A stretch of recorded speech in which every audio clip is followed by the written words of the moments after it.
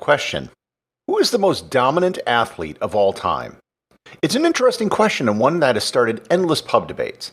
Is it a basketball player like Michael Jordan, a baseball player like Babe Ruth, or a soccer player like Lionel Messi? Or maybe it's an athlete in an individual sport like Tiger Woods or Serena Williams. My answer to this question of who is the most dominant athlete of all time might surprise you. Find out who I'm talking about on this episode of Everything Everywhere Daily.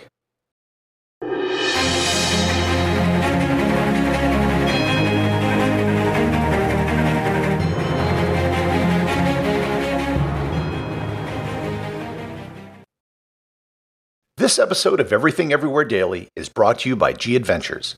G Adventures is the world's premier small group tour operator, offering tours in over 100 countries and on all 7 continents. In addition, G Adventures has been a leader in the area of responsible tourism, helping to establish social enterprises around the world. When you travel with G, you not only get to explore the world, you also get to help the people in the communities you visit. And I speak from firsthand experience. I've personally visited over 40 countries on all 7 continents with G Adventures, and I can attest to their high standards and the quality of their tours. To learn more about G Adventures and to find a tour that's right for you, click on the link in the show notes.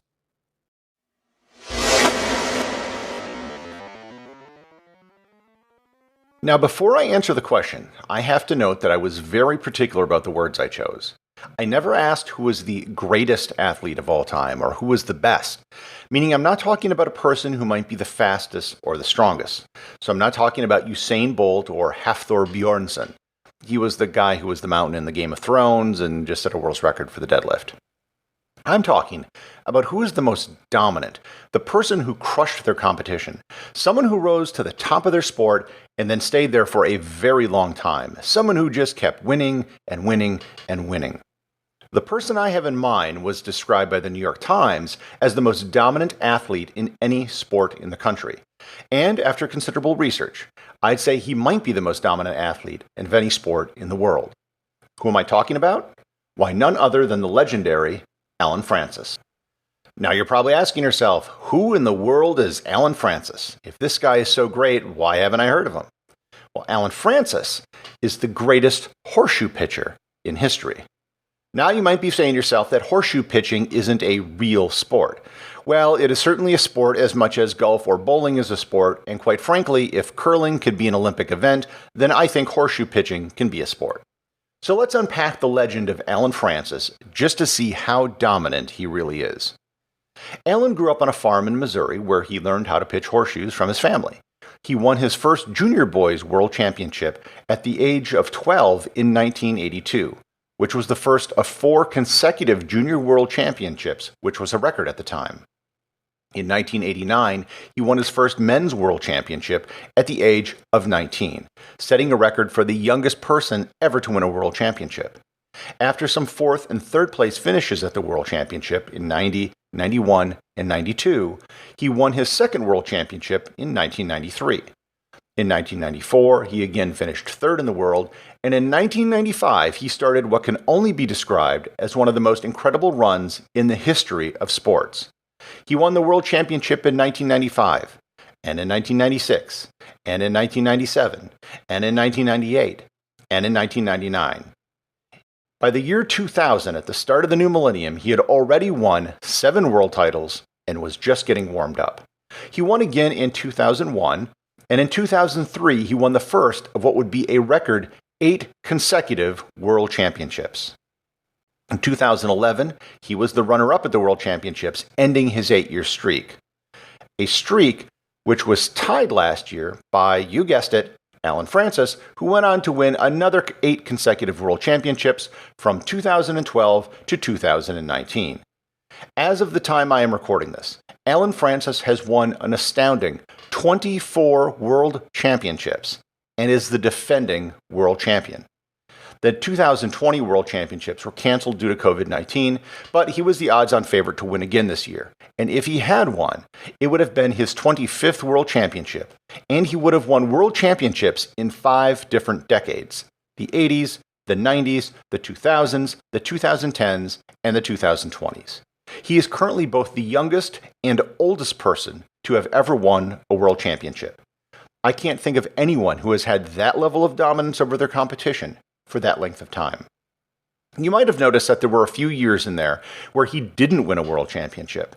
He has been in at least the finals of every world championship tournament since 1995, which is an incredible 25 years in a row.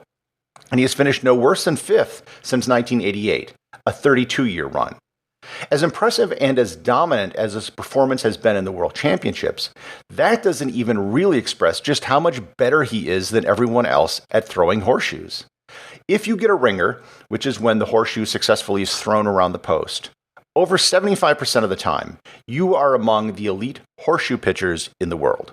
In fact, prior to Allen Francis, many world champions had ringer percentages in the high 70s. If you can get your ringer percentage into the 80s, you're probably in competition for a world title. And if you can get your ringer percentage over 90, then your name is Allen Francis, because no one else in history other than him has ever had a ringer percentage over 90. He was inducted into the Horseshoe Hall of Fame at the age of 26. To put that into perspective, the youngest person ever inducted into the Rock and Roll Hall of Fame was 32, Josh Klinghoffer of the Red Hot Chili Peppers. The youngest person ever inducted into the Baseball Hall of Fame was Sandy Koufax at 36. Youngest in the Basketball Hall of Fame was Ed Macaulay at 32, and the youngest person in the Pro Football Hall of Fame was Gale Sayers at 34. Now, there's not a lot of money in professional horseshoe pitching. Winning the World Championship gets you a whopping $3,000. Being the greatest horseshoe pitcher of all time hasn't gotten him any endorsement deals, other than the fact that he does have a signature line of horseshoes that you can buy on Amazon. So what does the future hold for Allen? Well, horseshoe pitching isn't really a sport where you have to retire at a young age. You can be competitive well into your 50s. So we shouldn't be too surprised if he wins several more world titles before he's done. There's a senior division for pitchers over the age of 60, which I'm sure he'll dominate once he reaches that age. So the next time you get into a debate with one of your friends about who the most dominant athlete of all time is, just sit back, smile, and bust out Allen Francis, the greatest horseshoe pitcher in history.